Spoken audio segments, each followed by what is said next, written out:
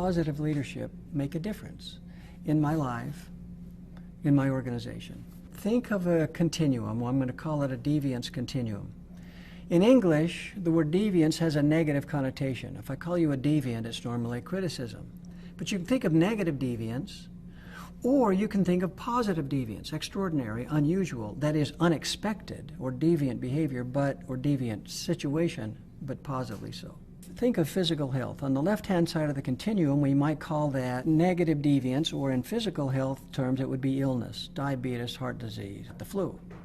In the middle of the continuum would be an absence of illness, or in other words, basic health, I'm fine. On the right-hand side of the continuum, positively deviant physical health might be Olympic fitness levels, the ability to run an Ironman competition or participate in an Ironman competition, or 5% body fat for men or 15% body fat for women. Psychologically, on the left-hand side, the negative deviant side, would be stress, burnout, problems. 90% of all psychological and medical research focuses on the difference between the left-hand side and the middle. How do you get people to be absent illness? We're going to be focused on the difference between the middle and the right-hand side.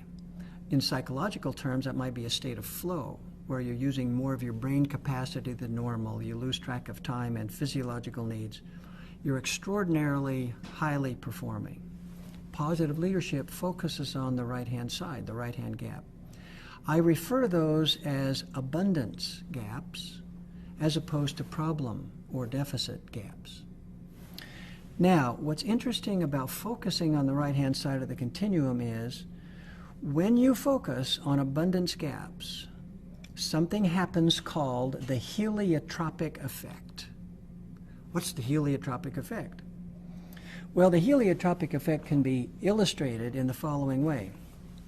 If you put a plant in the window, over time it will lean toward the light, which is an example of the heliotropic effect.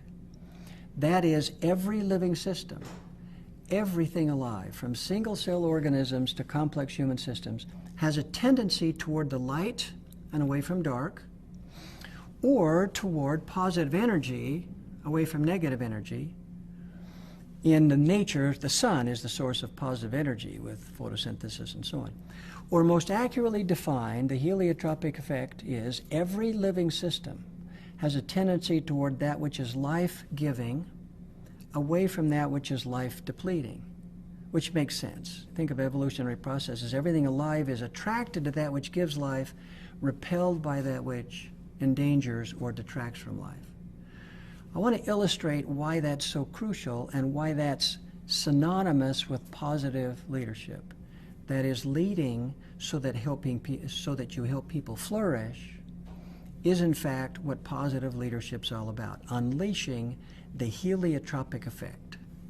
I'll give you evidence that the heliotropic effect exists and it makes a difference. Or in other words, positive leadership is actually life-giving.